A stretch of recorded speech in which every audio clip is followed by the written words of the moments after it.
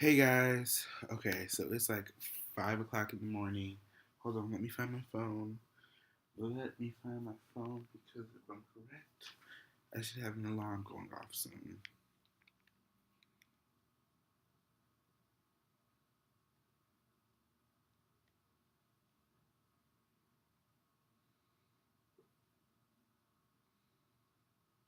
Okay, it's deactivated. It's 5 o'clock in the morning, and I was just getting to bed. I was look at my hair. I was just getting to bed. I've been working all day. I've been reading through Aradia and some other books, some other things, adding to my books. And I was laying down, and I like to watch YouTube while I lay down. I don't really like to watch, I like to listen. It's like white noise. I use it to work, I use it to read, like when I do, not necessarily like do readings, but when I read out of a book, I use it. Um, and then and so I had the lights off and it was pitch black, listening to music. And so I was thinking about fear and how I used to be afraid of the dark. Um, and I was thinking about how that made me more aware and open to spiritual stuff. And let me explain that. Age, for like 4 years, um, from age 11 to 14, so maybe 3 years, I was afraid of the dark. And that was a big thing to me because that's when I started to get into meditation. And meditation was something that I thought you had to do in total darkness.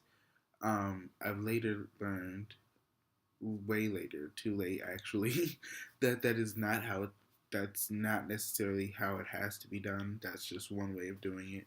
But that is how I did it for those years, and I was afraid of the dark at the time. And I'm not ashamed of being afraid of the dark at that age because you're afraid of the dark. I mean, and I used to remember being afraid of the dark, and I used to hear people talk to me in my ears. And I'm thinking about that now, and I'm wondering why I used to hear that, and I have a couple of theories. And so I guess this video is just for me to share those theories.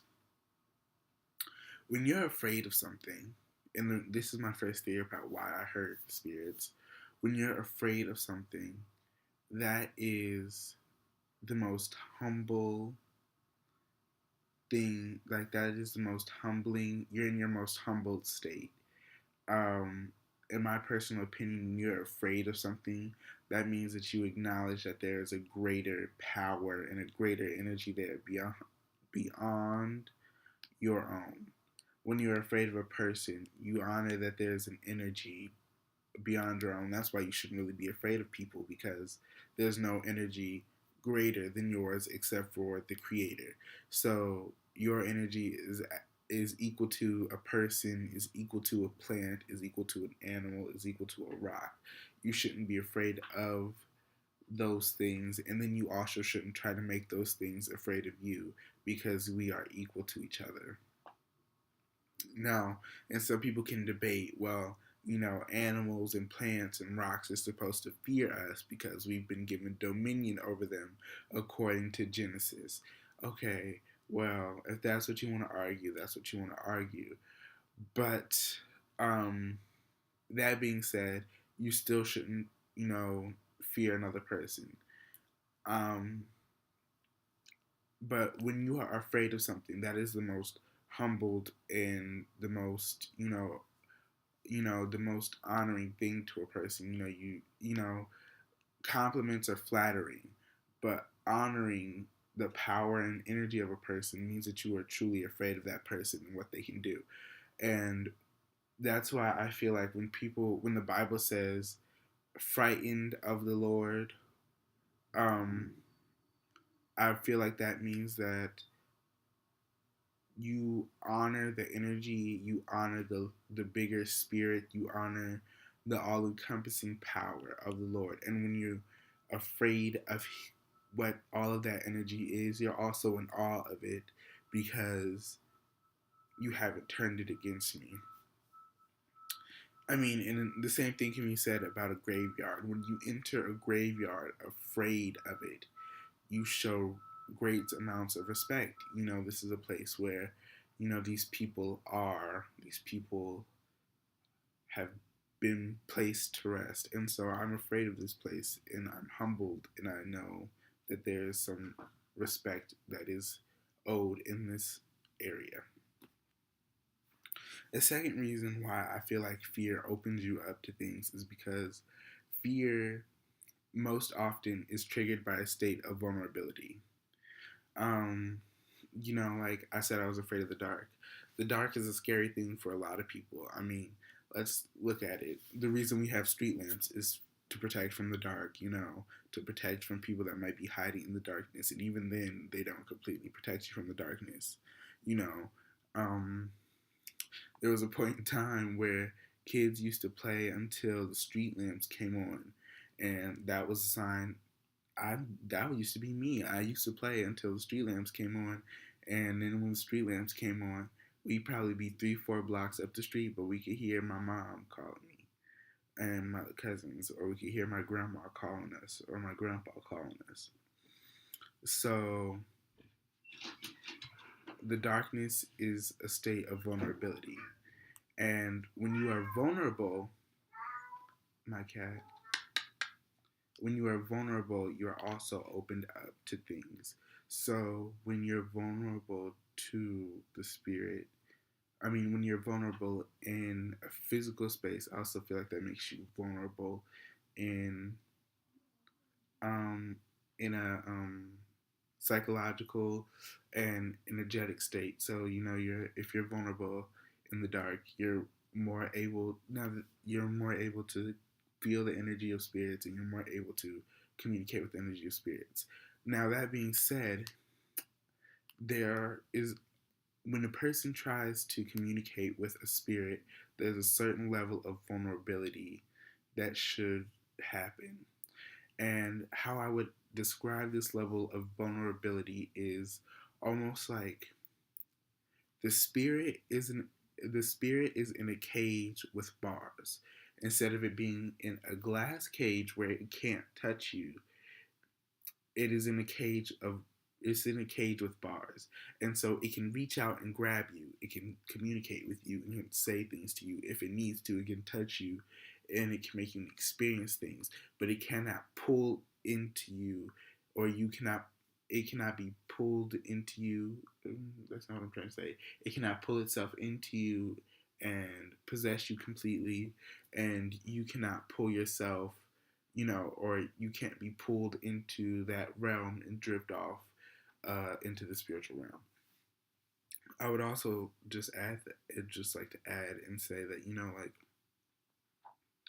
this is what a person attains, this is what a person tries to obtain with psychic work, a level of vulnerability with a level of control. They want to be able to see, talk to, feel, understand the spirit, but they want the spirit in a cage at the same time, and that is a perfectly good thing. And there will be certain times where a person will say the cage is not needed. So, for example, ATRs and DTRs.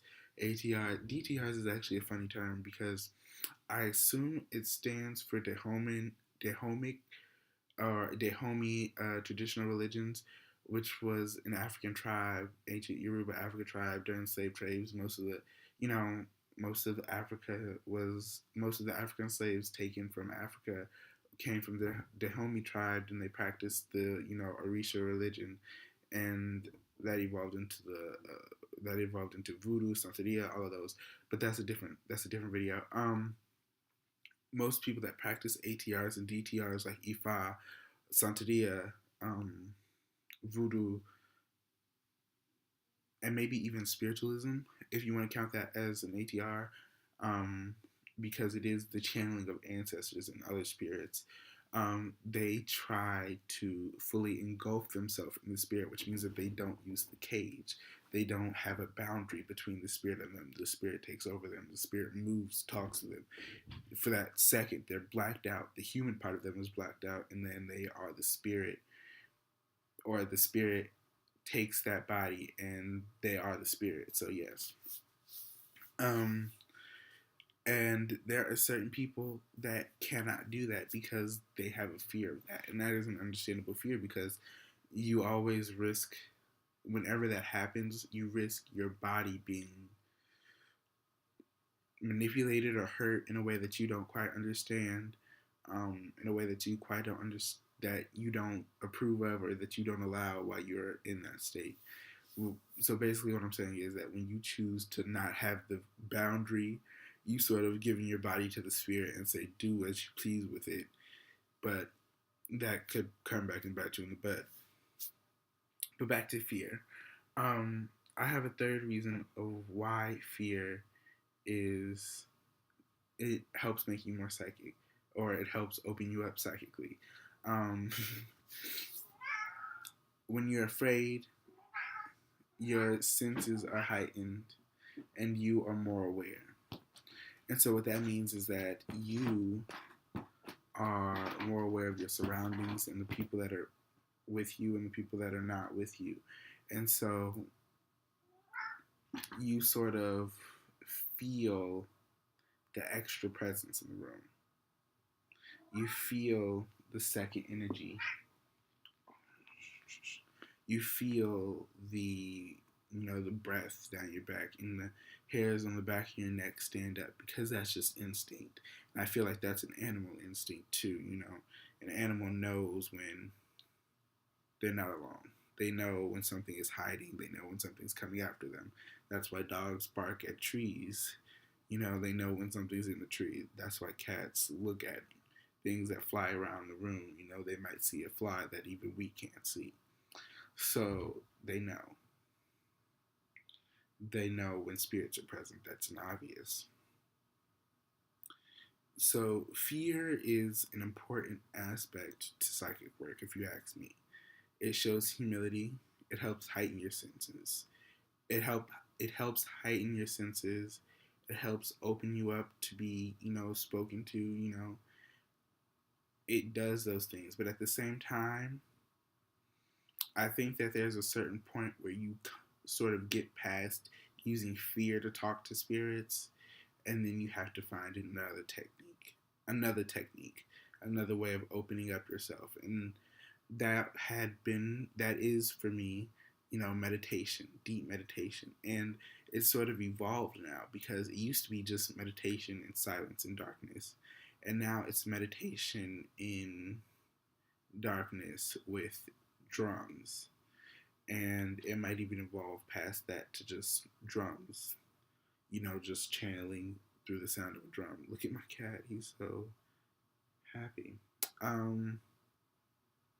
This was just a video that I was in bed, and it was one of those things that was on my mind, and I was like, I'm not going to remember this tomorrow.